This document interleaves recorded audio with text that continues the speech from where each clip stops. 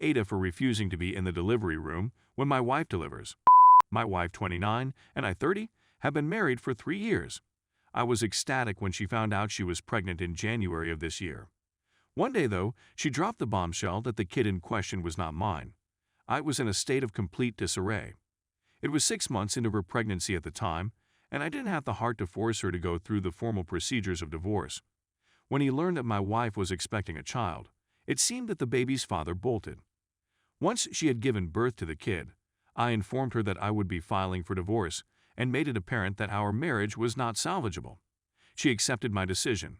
She agreed, and I informed her that she would be required to vacate the premises when her lease expired in January. She assures me that she is still madly in love with me and that our relationship may be able to be repaired once again. I told her no, and that was the end of it for her. She has had delivery-related treatment and trips to the hospital since then, and I have been assisting her with those treatments and hospital visits. Now, a few days later, she begs me to accompany her to the delivery room after she has delivered the baby because she wants me to be there to support her. I denied her request once again, telling her that she could ask her mother to accompany her to the birth room and that she did not need to ask me to accompany her to the delivery room. She then told her parents about it, and they have been texting and contacting me, attempting to get me to alter my view, and have even gone so far as to label me cruel. Are you blaming the AITA for refusing to be in the birth room? Edit. After reading your comments, I made the decision to speak with an attorney and file for divorce as soon as possible. In addition, I want to speak with her parents about the possibility of taking her in and taking care of her while she is in the hospital. Story 2. AITA for telling my daughter she cannot marry a racist. To provide some context, my wife and I worked and lived in a somewhat bigger city where my daughter was born. My wife was offered a position at one of her employer's field offices, which she couldn't refuse. My daughter, Amy, and I relocated to the country when she was a preteen, and we've lived here ever since. The folks are lovely, but we were instantly stigmatized as city folk, so we never truly fit in. Amy returned over the summer between her freshman and sophomore years. She obtained a summer job and met her fiancé there, Dan. We've had him over to our home several times since then, and he is always courteous and respectful, and he seemed to like my daughter. He is a native of the area, and his family has lived there for centuries. We didn't see his parents very much, but when we did, they were kind. Throughout her undergraduate years, they dated long distance. They got engaged this summer. His parents decided to host an engagement party at their home last weekend. We had never been there before, and I was anxious to visit his childhood home and meet his extended relatives. The party was good, and we tried our best to blend in, but as I previously said, we were from the city, and they made fun of us a little. While his father's speech was not blatantly racist, he did note how delighted he was that his son had met a beautiful white lady and how he was looking forward to white grandbabies. As the night continued, they began to share bits of family history with us, so that we could learn about the proud heritage of which our family was now a part. They are descended from members of a hate organization. Without going into too much detail, we decided to be polite and stay silent, but we didn't stay long. I let this stew simmer for a few days until Amy got home. She claims she was unaware of his family background, but this does not alter her view. I told her I didn't want her marrying into this family. She claims Dan doesn't completely accept what his parents think, but I'm not sure. You can't be taught to think you're of a superior race and not absorb it to some extent. She tells me that she has a lifetime to bring out all of his parents' mistakes, but I'm concerned that if they never leave his hometown, he'll face too much opposition from his family. I told her I was going to be firm about it.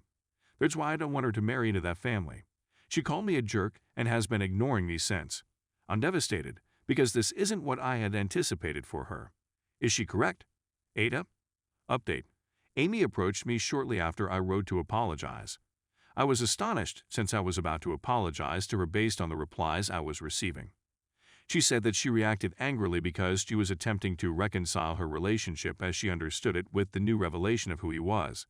I asked her if she was sure she had no clue, and she responded there were warning signals, but nothing that would lead her to conclude he was blatantly racist. I believe being so far away from him and loving him so much helped her to stay mainly unaware. She was curious as to what she should do. I told her I was going to chat to Dan and attempt to figure out who he is separate from his parents. That seemed to be a decent idea to her. Many people claimed I was being harsh in naming him a racist before we talked, but now that we have, I can tell you unequivocally that he is a racist.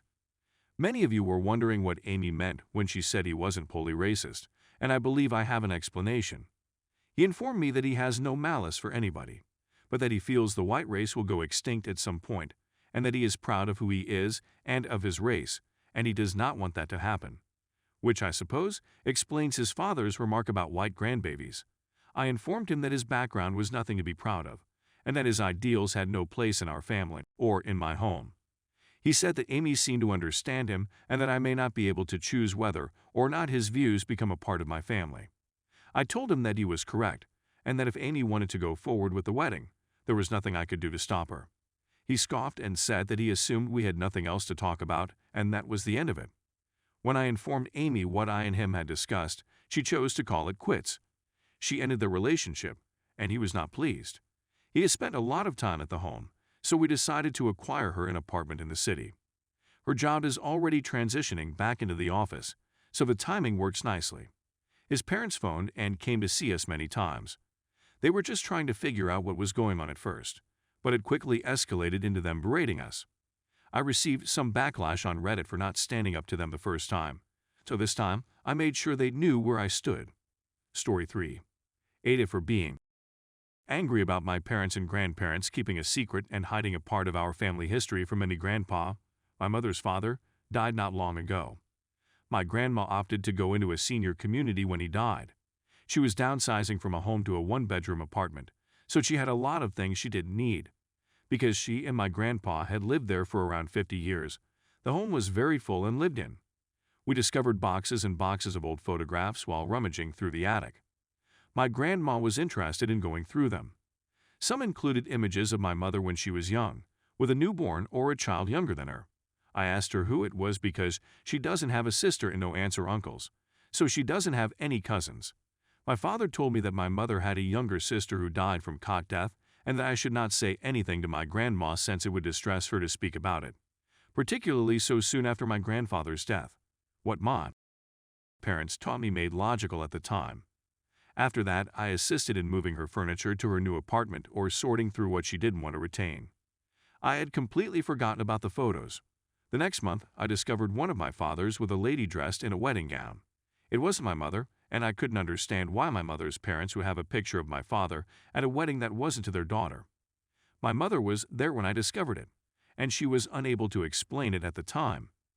When I questioned my grandma the following day, she told me the truth. My mother had a sibling. She was my father's wife. My father had an affair with my mother, who was his wife's sister, and I was the result of the affair. My father divorced my mother's sister in order to be with my mother. My mother's sister moved away because my grandmother and grandpa refused to condemn the divorce, and they have been estranged and out of touch for about 30 years. My father's parents were also aware of all of this, but did not inform me.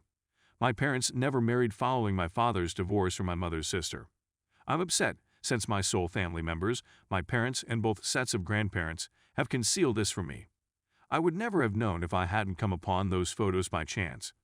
My grandmother had assumed that they had disposed of all images of my mother's sister. My parents and other grandparents have all confessed it and told me the same thing my grandma has. My parents tell me it's none of my business since it occurred before I was born and has no bearing on me. I disagree that such a significant secret should have been hidden from me, and I don't agree with anybody engaged in this. Do you think I'm justified in being furious, or do you think my parents and grandparents are correct and I'm wrong?